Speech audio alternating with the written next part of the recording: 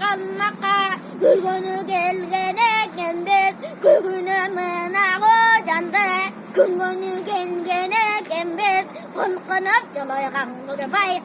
Mangda bulavalam dey Manika gülükleri bezen buzuklu bugün salam dey Aytkanıma gömbesen kalkmaktı vervesen eseğinde tavayım dey Şu elinde çavalan dey çadakta bezmenin Çavuşa durgan gönül var Yakan geldi kızdalak Tifaylay durgan jörüm var Tifayda salak kızga pikiti koygan eli var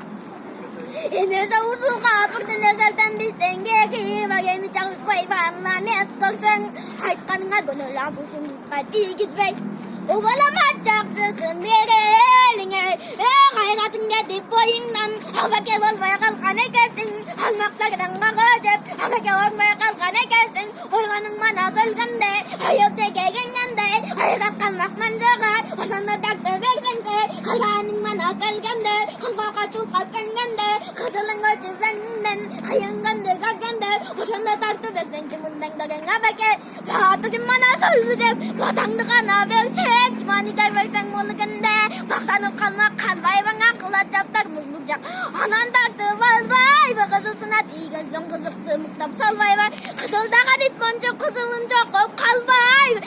Türünden üst basbay var Türün okudu kasbay var Tören yakamcı çapbay var Töktülük malın çaçbay var Tökölek zaman dincilem Tuşunu bölüm basbay var Sulu zayıf koynuna soğuk Kolun salvay göz göksünde dilinde Gözün dilinde zanbay var İlk baktır bay mancuğa dilinde baylan salvay bak kaygan kıcız kacılap Tümüyle kalmakta süylep kalbay var Gülpönün günde turganda gülükte kaytıp vereyim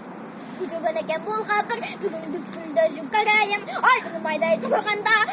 Argıma kaytıp vereyim Artık alcıgan eken buldanız Al kuruşu karayın Atmaya kırız yıltından Hacalınca söyleyin